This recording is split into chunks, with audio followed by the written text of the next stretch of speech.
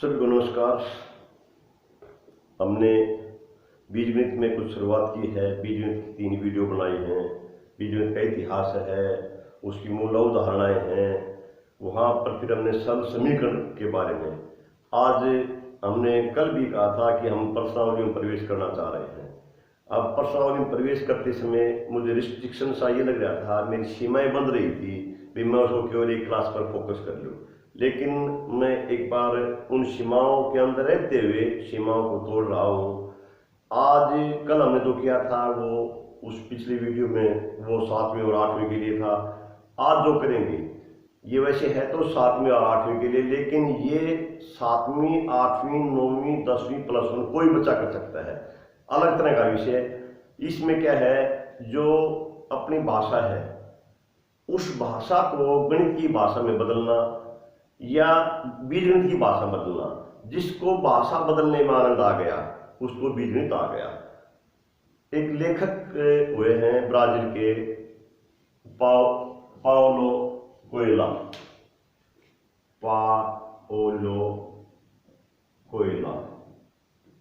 Coelho. ये Brazil के लेखक हुए हैं। इनको परिवार वालों ने मनोरोगी घोषित कर दिया, हॉस्पिटल में भर्ती करा दिया। घर आया फिर समाज ने उनको पागल घोषित कर दिया। इन्होंने एक पुस्तक लिखी थी, दी अल्केमिस्ट, और वो पुस्तक 2014 में 67 भाषाओं में प्रकाशित हुई। 67 भाषाओं में प्रकाशित हुई और ये दुनिया की सबसे रिकॉर्ड बनने वाली पुस्तक बनी जो इतनी भाषाओं में प्रकाशित हुई।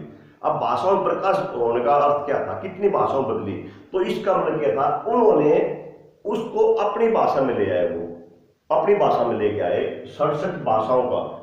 अब जिस आदमी को पागल घोषित कर दिया गया वो उसको 67 भाषाओं में बदलना, और उसमें एक बात विचित्र है, केवल एक बात के कारण, वैसे तो सब बहुत ज्यादा है लेकिन जो उसमें मुख्य बात वो ये है, यदि आप कुछ करना चाहते हो उस करने में आपदाओं के बाद भी ब्रह्मांड की सभी शक्तियां आपके पक्ष में खड़ी होंगी। जितनी ब्रह्मांड में शक्तियां हैं, वो जैसे जब भी उसकी पुस्तक लिखता था वो सफेद पंख ढूंढना, उसकी जो मन में तो कुछ चल रहा था। अब कुछ उसके लक्षण ऐसे थे जिससे मनोरोगी कह रहे थे, लेकिन उसकी मूल बात थी, वो अपनी बात के इर्द गिर्द था। और जो अल्केमिस्ट पुस्तक थी उसको 67 भाषाओं में प्रकाशित करके 2014 में वर्ल्ड का रिकॉर्ड बना था। अब भाषाओं में बदलने का मतलब क्या था, जिस देश ने भाषा बदली तो उसने उसके भाव, उसके जो उस पुस्तक के भाव थे वो अपनी भाषा में बदले, यानी भावों को समझा और भावों का अनुवाद किया, भावों का अनुवाद किया। अब अनुवादक जो होता है, अनुवादक बिल्कुल उसके अनुरूप चलने की कोशिश करता है। क्या है, तो अपना जो आज का विषय है ये बीजगणित का बहुत ही जरूरी और है क्या, केवल अनुवाद करना है, बीजगणित में अनुवाद करना है। अब जिसे बीजगणित में अनुवाद करना आ गया तो उसके लिए बीजगणित बहुत ही आसान है। अनुवाद में जहां जहां अपने पास दिक्कत आएंगे एक बार हम उस पर चर्चा कर ले। अनुवाद में 2 तरह की संख्याएं मिलेंगी। जैसे हम कल पेन वाले में कह रहे थे, एक के पास 37 पेन है, दूसरा कहता है मेरे पास जो आपके पेन हैं उसके 4 गुना से 7 अधिक है या 2 अधिक, इस तरह की बातें थी। अब जो राशि दे रखी है, एक दे रखा है 37, हमने उसके एक्स नहीं माने। जिसके पास जो नहीं बता रहा है ना, हम उसको क्या मानते हैं, अज्ञात राशि।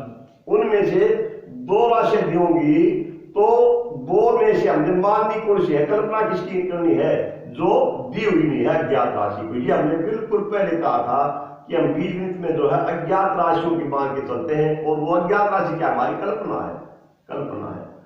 इस कल्पना का हमें इस तरह बनाना है। एक तो ये बात है, इसमें कल्पना करनी है। दूसरी बात इसमें क्या है, वहां पर जो शब्द आएंगे उन पर बड़ा गौर करना है।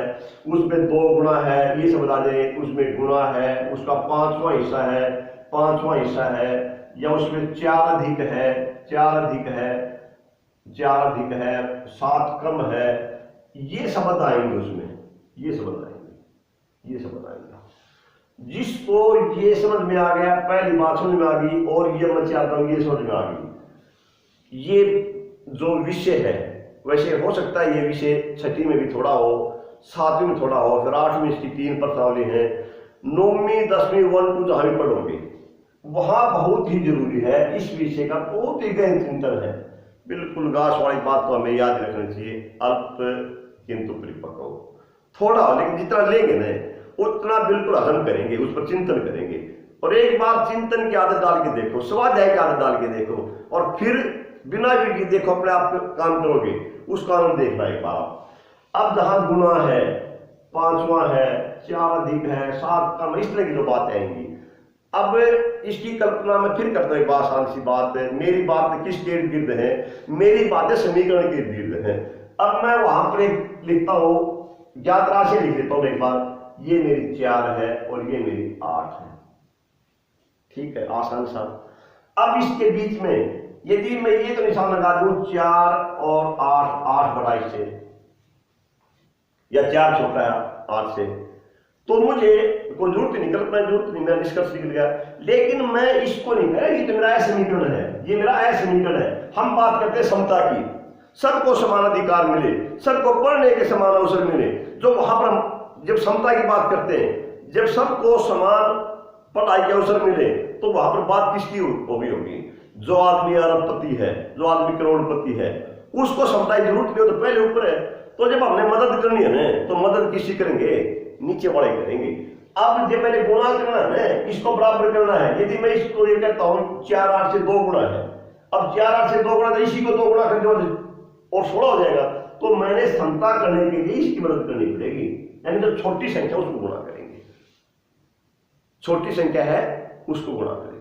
तो गुणा में ये ध्यान रखना है, गुणा में ये ध्यान रखना है। भाग है इसका 1/2 है, इसको मतलब 4 8 का 1/2, उसका आधा भाग है, 500 है। जब भाग करेंगे और दान करें भी, छोड़े तो छोड़ेगा हमेशा ताकतवर छोड़ेगा। हम भी अपने किसी दोस्त की मदद करें, किसी पास किताब नहीं है, पेन नहीं है, हम छोड़ें। यदि हम उस क्षमता में हैं कि जो हमारे पास है वो मेरे से कमजोर है, तो हम छोड़ें। अब जोड़ना है, जोड़ घटा की बात आ जाए, जोड़ घटा भी वही है, मजबूत। अगर यहां पर आ जाए उसका में 4 अधिक है, 4 जोड़ने पर तो x = 4, घटाने पर y घटा 7, 4 इस तरह की। ये समझ जिसको समझ में आ गए, ये मान लो उसको ये प्रश्नावली, हालांकि मैं छठी से बात कर रहा हूं, छठी नहीं, वो छठी वाला 6ठी क्लास का भी करेगा, 7वीं क्लास वाला 8वीं का भी करेगा, 9वीं का भी करेगा, इसको हर कोई कर सकता है। अब इस तरह करने की बात है, मैं इन सीमाओं को तोड़ते हुए सीमा में रहना चाह रहा था। अब इसको जब बच्चा पढ़ेगा ने, उस बच्चा वो भले छठी का हो, लेकिन उस ये हिम्मत पड़ेगी, जहां इक्वेशन बनाने की बात है, समीकरण बनाने की बात है, मैं समीकरण किसी क्लास की बना सकता हूं। मुझे साइकिल चलाने आती है, वो साइकिल चाहे मेरे से जज्जर में चलवाए कोई, और चाहे कोई उत्तर प्रदेश में चलवाए या आसाम में चलवाए या गोवा में चलवाए, मुझे साइकिल चलाने आती है तो मैं साइकिल चला सकता हूँ। मुझे समीकरण बनाने आते हैं और मैं समीकरण बना सकता हूँ। तो किसी क्लास को मेरी उम्र का क्या है, उम्र में तो कोई बात नहीं। कई ऐसे हो जिन्होंने 15 साल की उम्र में PhD कर गए थे। घोष ने तो 3री क्लास में एपी बता दी, जो एपी हमारे 9वीं क्लास में पढ़ते, जब 3री पढ़ रहा था तब पढ़ते वक्त एपी खोज करती थी। तो ये नहीं मैं किस क्लास में हूं। अब करने के लिए हमने 3-4 बातें ये बताई है, ज्ञात राशि का, गुणा का, भाग का, उसका जोड़ घटा, उसमें 4 अधिक है 4 कम है, इस तरह के सवाल। एक बात और बताऊंगा जो सबसे जरूरी बात है, क्या है, जो प्रश्न है उसको बड़े ध्यान से पढ़ना है। जो कोयलो की दी अल्केमिस्ट थी, उसको 67 भाषा में अनुवाद करने का मतलब, जिसने भी उसको ध्यान से पढ़ा उसकी ये जरूरत पड़ गई कि ये किताब तो मेरे देश की भाषा में होनी चाहिए। प्रश्न को ध्यान से पढ़ेंगे तो वो अपने आप जरूरत पड़ जाएगी, मुझे क्या लिखना चाहिए, मेरे हाथ बताएंगे, मेरा मन बताएगा मैं गलत कर रहा ठीक रहा। मैं एक प्रश्न बोलता हूं सामने, एक क्लास में परीक्षा ली गई,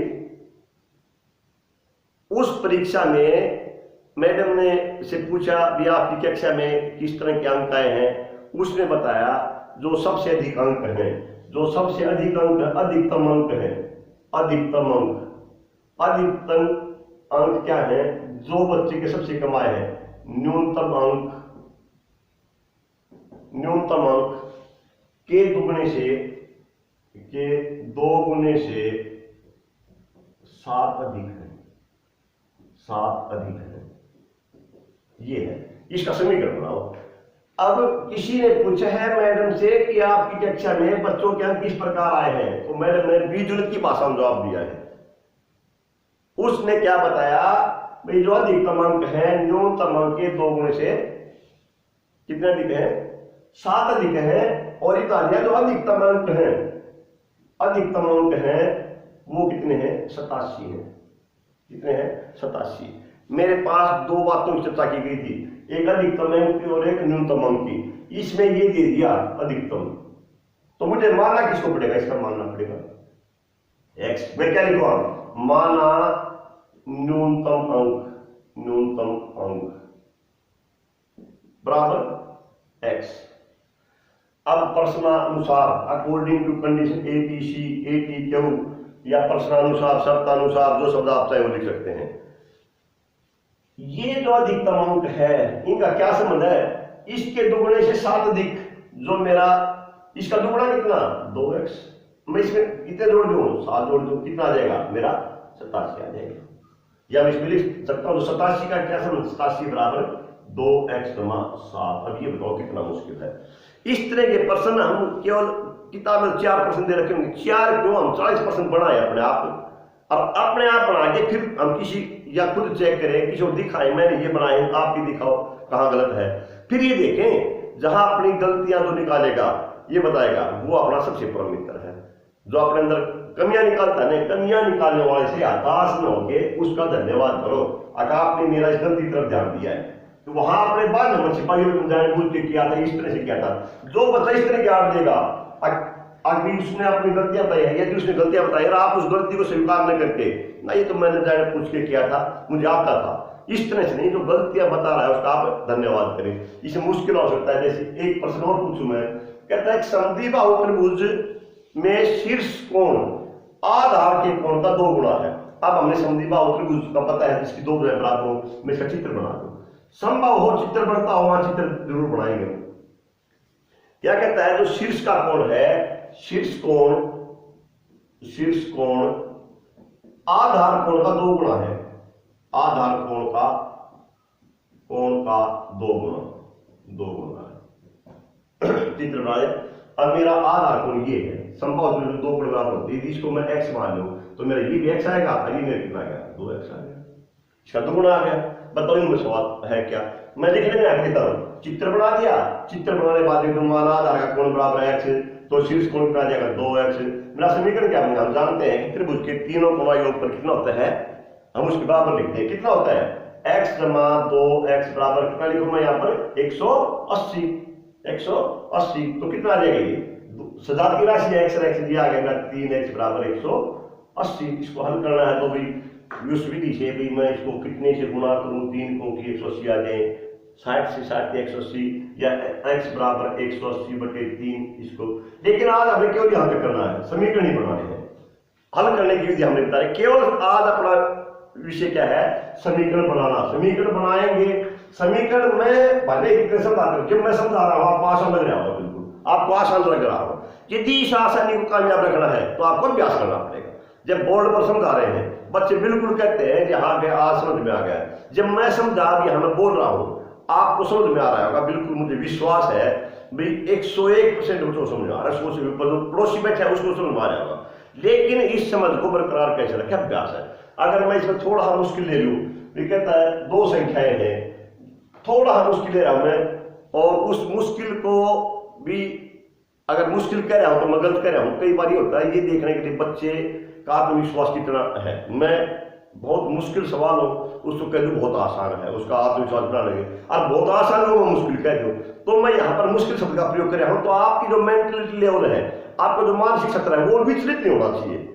मैं कहता हूं 2 संख्याएं हैं, जो पहली संख्या है, पहली संख्या जो फर्स्ट नंबर है, पहली संख्या दूसरी संख्या की 5 गुना है, दूसरी संख्या की 5 गुना है, 5 गुना है, 5 गुना है। अब यहां पर समीकरण नहीं है, यहां पर आपस में का संबंध है। जहां मैं उसकी दो गुना बात करें, यदि मैं मान लिया आपने माना मेरी पहली संख्या मैं मान लू x, तो दूसरी क्या आएगी मेरी 5x, दूसरी संख्या क्या आएगी 5x। पहली संख्या दूसरी संख्या की 5 गुना है, तो ये नहीं पहली संख्या दूसरी संख्या की 5 गुना है, मैंने गलत लिख दिया, मैंने तुलना में मैंने दूसरी कर दी। यहां पर मैं क्या मानूंगा दूसरी संख्या, माना दूसरी संख्या x, तो पहली संख्या कितनी मेरी आएगी, पहली संख्या आएगी 5x, दूसरी संख्या x। प्रश्न फिर मेरा, पहली संख्या दूसरी संख्या की 5 गुना है, किसकी 5 गुना है, दूसरी संख्या की 5 गुना है। अगर मैं समीकरण बनाता वहां अलग लेता मैं, अब दूसरी संख्या 5 गुना, तो मान लो दूसरी संख्या x है, तो पहली संख्या आ गई 5x आ गई। अब कहता है यदि प्रत्येक संख्या में हम 21 जोड़ दें, इसमें मैं 21 जोड़ दूं, ये मेरी x में 21 आ जाएगी और ये मेरी आ जाएगी 5x में 21, यहां मेरा समीकरण बन रहा है। यदि मैं दोनों में 21 जोड़ दूं, तो पहली संख्या दूसरी संख्या की 2 गुना हो जाती है। अब इनका संबंध यहां पर समीकरण बनेगा। अब x जमा 21 और यहां मैंने निशान लगाना है जमा का बराबर का 5x जमा 21। अब ये जो 4 और 8 वाली पोजीशन आ गई, 4 और 8, ये बड़ी संख्या बड़ी है, ये संख्या छोटी है, अब वो 2 गुनी हो जाएगी। अब 2 गुना हो जाएगी तो मैं किसको गुना करूंगा, मैं इसको गुना करूंगा, ये मेरा समीकरण बन जाएगा, ये मेरा समीकरण बन जाएगा। तो इस तरह से समीकरण बनाने हैं। इसमें अपनी 7वीं की जो संबंधित प्रश्नावलियां हैं वो और 8वीं संबंधित प्रश्नावलियां हैं वो उसका अभ्यास करेंगे हम। तो समीकरण बनाना सबसे आनंददायक और सबसे बीजगणित में, जब भी आप चाहे द्विघात समीकरण पढ़ेंगे, बीजगणित में जहां जहां पढ़ेंगे, बीजगणित का ये बहुत ही जरूरी भाग और बहुत ही आनंददायक भाग, जिसको समीकरण बनाना आ गया, इस चीज में आनंद आ गया, बीजगणित में वो अपने आप कक्षा में दिखेगा तो ये बच्चा सबसे होशियार है। ये तो हम ये बात कैसे करवाएंगे, हम कक्षा में सबसे होशियार है। धन्यवाद।